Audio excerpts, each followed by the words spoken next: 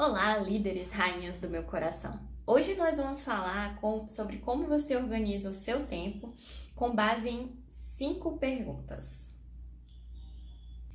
A primeira pergunta é: como você organiza a sua agenda diária?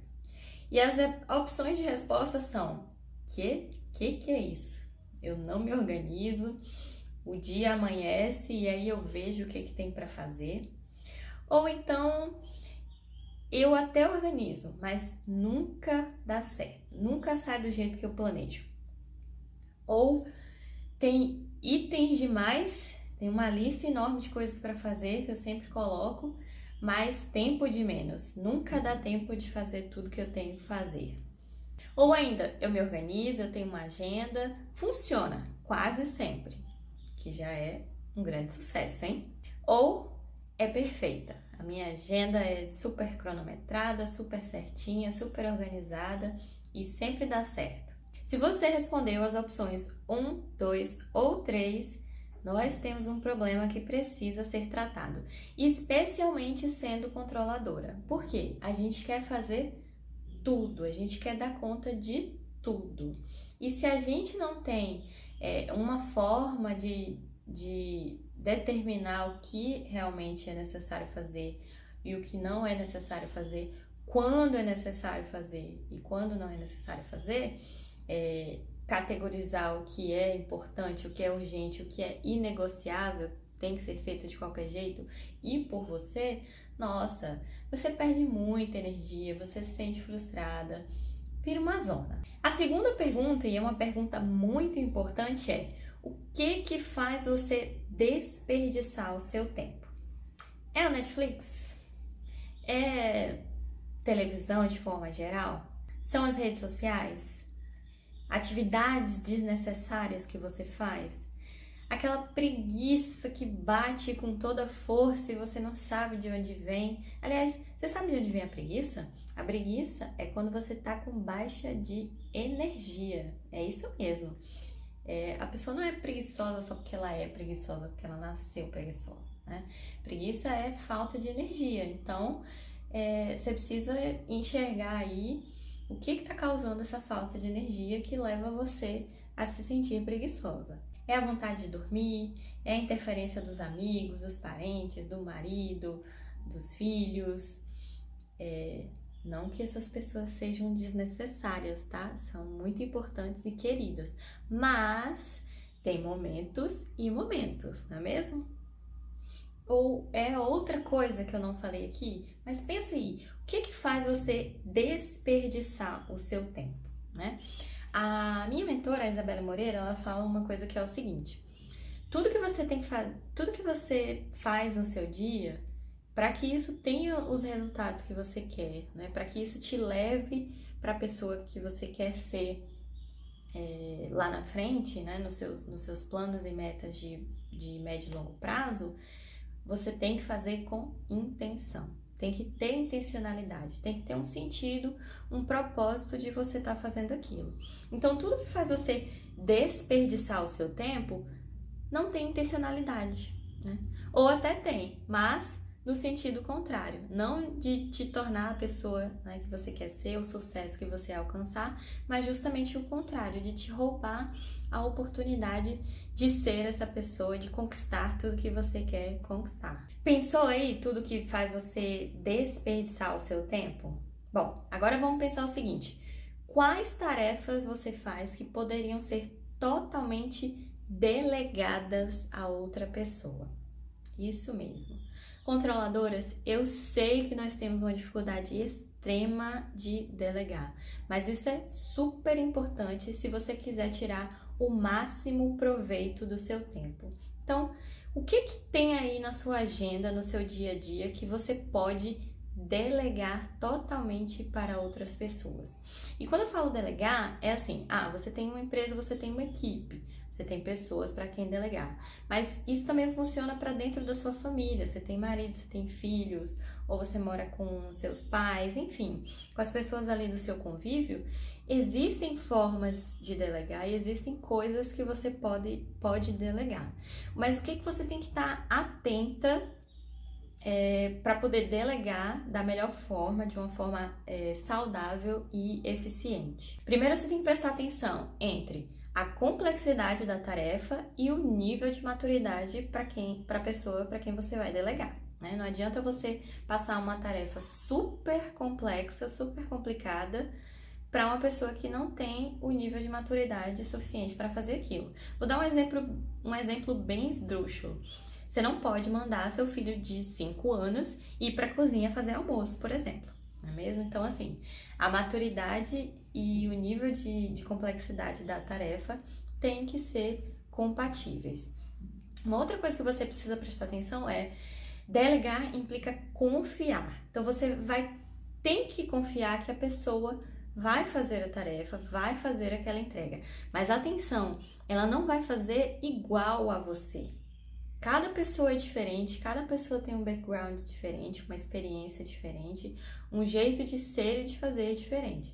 Então não espere que ela faça do mesmo jeito que você, mas confie que ela vai fazer e que ela vai te entregar. E ainda tem duas situações importantes em relação à questão de delegar. Primeiro, monitoramento, né? O quanto você vai precisar monitorar o que a pessoa está fazendo, e isso também depende lá, como eu falei antes, do nível de maturidade. E segundo, você tem que passar instruções claras. Seja claro e objetivo do que você precisa que seja feito. Não adianta também só delargar. Faz isso aí, jogar de qualquer jeito, não dar as instruções, não dar as orientações e esperar magicamente que a pessoa te entregue do jeito que você pensou que seria feito. Quarta pergunta, para te ajudar aí a organizar o seu tempo de forma a ser mais produtiva, é como você usa o seu tempo de lazer. Para você é lazer e trabalho ou lazer ou trabalho? Tem gente que consegue associar as duas coisas, né? Que se diverte trabalhando e trabalha se divertindo, enfim. Mas tem gente que uma caixa é uma caixa, a outra caixa é outra caixa, né? Que tipo de pessoa é você? Como que você administra isso na sua cabeça? Tem que parar para pensar para poder montar uma estratégia que faça sentido para você, para o que é bom para você. Uma outra reflexão que a gente precisa fazer é: o seu lazer te acrescenta? É claro que de vez em quando, né, a gente quer ver uma bobagem, que a gente quer só rir, que a gente quer ficar um pouco à toa, mas assim, até esses momentos tem que ter a intencionalidade, como eu falei anteriormente. E isso tem que te acrescentar de alguma forma, né? Nem que seja assim, ficar no vazio, no silêncio, só ouvindo sua respiração, só deixando os pensamentos fluir, isso te acrescenta. Isso é um trabalho meditativo, isso é um trabalho que te faz crescer. Agora, se for uma coisa que não te acrescenta, já risca da sua lista, já elimina isso. Vai causar estranheza? Vai ter gente que vai te criticar? Claro que vai. Quem tá acostumado aí a ficar assistindo 1 milhão de horas de Netflix, de coisas, conteúdos e séries e filmes totalmente irrelevantes, vai te dizer que você tá doida, que você tá errada, que você é muito certinha. Mas ó, ignora. Quem vai crescer é você e não essa pessoa. E uma outra reflexão que você tem que fazer também sobre o seu tempo de lazer é: esse lazer te faz feliz? Te toca emocionalmente? Mexe com seus sentimentos, com as suas emoções? Né? Porque tudo que emociona, tudo que nos toca, tudo que provoca os nossos sentimentos é muito mais fácil de guardar na memória, né? Essas experiências. Então, se for uma coisa que te acrescenta e que te faz feliz, que te emociona, nossa, isso vai provocar grandes efeitos e bons efeitos, né? A quarta pergunta para te ajudar aí é: o que precisa acontecer hoje para você dizer que o seu tempo foi útil, foi utilizado de maneira útil? Bom, você precisa pensar no seu dia ideal. E para fazer isso, a primeiríssima coisa que a gente precisa fazer é se livrar dos julgamentos. A gente começa a pensar no nosso dia ideal, aí vem aquelas coisas. Ah, mas isso eu não vou conseguir fazer. Ah, mas eu tenho filho. Ah, mas meu marido não sei o quê. Ah, mas eu trabalho com tal coisa. Não, para. Libera essas crenças, libera esses julgamentos e imagina como seria o seu dia ideal. E a partir daí, sabe o que você vai fazer? Você vai lutar para conquistar isso. Você vai lutar, você vai criar uma estratégia, planos, né, objetivos e metas para você conquistar esse dia ideal. Porque afinal de contas, se você está dizendo para mim que esse é o seu dia ideal, como que você não vai querer chegar lá? Como que você não vai querer conquistar isso? Mas é claro que isso vai requerer trabalho e esforço. E se tem uma coisa que eu posso te dizer que certamente vai te ajudar muito a chegar no seu dia ideal, é consistência. É você fazer todo dia um pouquinho. É você manter o ritmo. É você ter constância naquilo que você faz. Se você define qual é a meta, quais são os passos que você tem que dar, qual é a jornada que você tem que seguir para chegar no seu dia ideal e sentir que o seu dia foi super útil e produtivo e que está te trazendo resultados, você precisa trabalhar consistentemente para alcançar aquilo. Então nós falamos sobre como é que está aí hoje a sua organização do seu tempo, a sua agenda. Falamos também sobre como você está desperdiçando o seu tempo. Falamos também sobre a questão do tempo de lazer, como você encara isso, o que você faz no seu tempo de lazer, se isso te acrescenta ou não. Falamos também sobre as coisas que você está fazendo e que não deveria estar fazendo, que você deveria delegar para alguém. E também falamos sobre o que faria o seu tempo ser mais útil, o que seria o seu dia ideal, o seu dia perfeito, produtivo, usando bem o seu tempo. E a última pergunta, essa é capciosa. Como você pode se reorganizar a partir de hoje para poder usar melhor o seu tempo e caminhar na direção do seu sonho, da sua meta, do seu objetivo? E aí eu tenho 3 palavrinhas para você: disciplina, foco e adaptabilidade. Disciplina é fazer justamente as coisas com constância, com consistência. Para algumas pessoas isso não funciona, eu entendo, né? E a Cris Britz fala que para quem a disciplina não funciona, o que você pode fazer?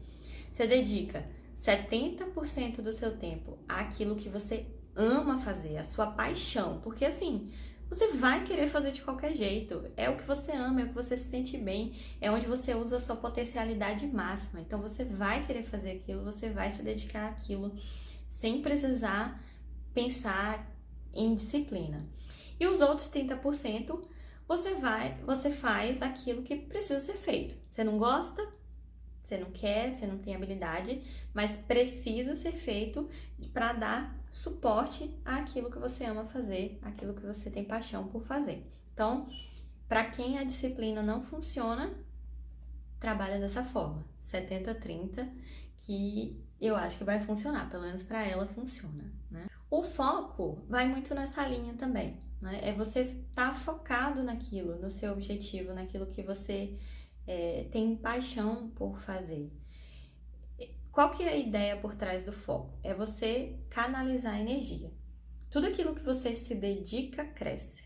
Tudo aquilo para o qual a gente se dedica, se expande, né? Então, por exemplo, se você se dedica a ser pessimista, a ter medo, a se sentir insegura, obviamente isso vai se expandir dentro de você e você vai se sentir cada vez mais com medo, cada vez mais insegura e por aí vai. Do contrário, se você se dedica a aprender mais, a ser uma pessoa mais entusiasmada, a ser uma pessoa mais expansiva, a tendência é que você seja cada vez mais essas coisas. Por quê? Porque você vai dedicar energia para aquilo, você vai dedicar tempo naquilo. E isso é basicamente o que o foco quer dizer. E por fim, a adaptabilidade. Por que a gente precisa de adaptabilidade? Primeiro porque existe uma coisa muito verdadeira para qualquer ser humano. shit happens. Merdas acontecem. As coisas saem fora do programado, sabe? Cai um avião, aparece o coronavírus. Então, assim, a gente não tem controle. Merdas acontecem. Então, a gente precisa ter a capacidade de se adaptar, de rearranjar o terreno, de rearranjar a nossa rotina para poder continuar usando bem o nosso tempo e alcançar os nossos sonhos, os nossos objetivos. Se a gente não tiver a capacidade de se adaptar, a gente fica preso, a gente fica bitolado e a gente acaba sentindo muito medo.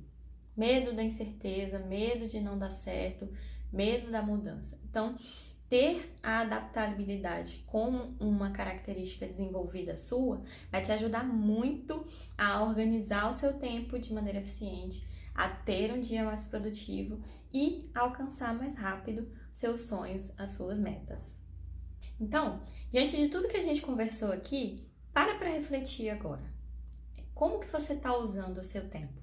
O que está sugando o seu tempo e a energia que você dedica no seu dia? Onde que você está desperdiçando? Onde está sendo o ralo do seu tempo? Né? E onde que você está sendo mais produtiva? Onde que está te acrescentando mais? De que forma você pode se reorganizar hoje para que realmente você sinta que está fazendo o melhor com o seu tempo? Mas atenção, você precisa ser realista. Tem intencionalidade? Tem propósito? Tem um plano?